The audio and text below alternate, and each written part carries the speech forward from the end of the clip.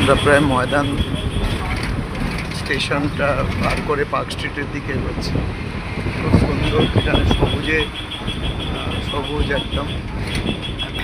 Park স্ট্রিটে তো December মাসে খুব সুন্দর করে সাজানো হয় পশ্চিমবঙ্গ সরকারের তরফ থেকে।